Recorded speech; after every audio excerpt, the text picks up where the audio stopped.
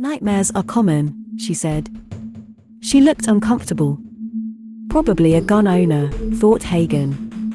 For someone who saw active combat, it's not the combat that I dream about, he interrupted. Not usually. He was getting irritated with this woman. She hadn't really said anything helpful or even interesting. She kept trying to draw a link between his anti-gun movement and his military experience. But what you've done since the war, it must have affected you. Stop, he said. She did, and looked expectantly at him. I did not become active in the gun control movement because of the war, as you call it. I became active in gun control because within a month of being back in my country, I was shot 7 times while I stood in line to get a hamburger because some asshole picked up his dad's gun and decided today's the day. Hagen looked down at the floor.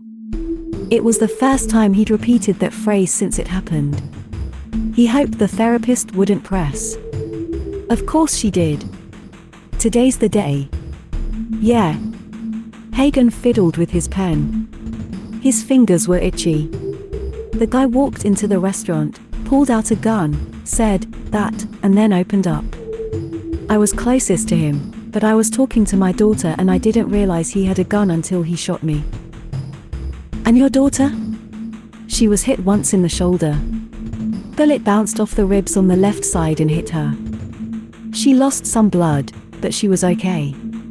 Hagen made a point of leaving his daughter's injury out of his campaign. The press usually did it for him, but he didn't want to capitalize on her pain. So why didn't you stop him? Hagen raised his head. Excuse me. You could have, right? You know how to disarm someone. Hagen nodded, never breaking eye contact. He wanted to be angry about this line of questioning, but somehow he couldn't muster it. So why didn't you? You weren't watching the door. Isn't that a little strange? Hagen nodded again. It was strange, and he'd beaten himself up about it ever since. He could have killed that stupid kid with his bare hands before he'd even raised his gun. If Hagen hadn't been the first person he'd shot, then he'd have been able to. But Hagen happened to be standing close enough that he made the most obvious target. But you missed it. And there's no reason for that. What? She took a sip of water from the bottle on her desk. There's no reason that it happened, Wayne. You were talking to your daughter and you didn't watch a door. But there's no reason that you should have been watching. You're not at war anymore, and you shouldn't have to watch all the time. That boy went crazy and started shooting, and you made that part of it, the gun part, into your cause because you had to do something, right? Maybe. She nodded at the clock. Let it go. Make another appointment, if you want. Hagen didn't. The dream started the same as the others. Back in Kosovo. It was Kosovo in '92. The unit had just been deployed to clear out a building. High-level enemy figure there, and Hagen's unit needed to get in, quick and quiet, grab or shoot the guy and get out. They had done it in 22 minutes.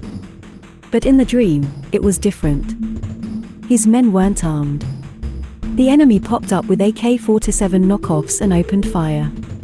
His men took cover, but they had nowhere to go. The insurgents came forward, never stopped the barrage. Lyman died. Ridley. Admanxi. Mahalik. Closer and closer, until Hagen heard bullets whizzing over his head. They'd surround him, they would all fire, and he would feel every bullet grinding him to pulp, just as he had on that horrible day at the restaurant. But this time, he reached down and realized he wasn't helpless. He pulled the gun from his holster. It was the gun, the one he'd found in the cloth. He fired 4 times, and 4 men lay dead. He woke up and pulled the lockbox from under the bed. He opened it and took out the gun. "Where did you come from?" he whispered. Something answered. He didn't hear the answer, only felt that something responded. Maybe it was in his mind, maybe he was half asleep. But something new he wanted to know. His phone rang.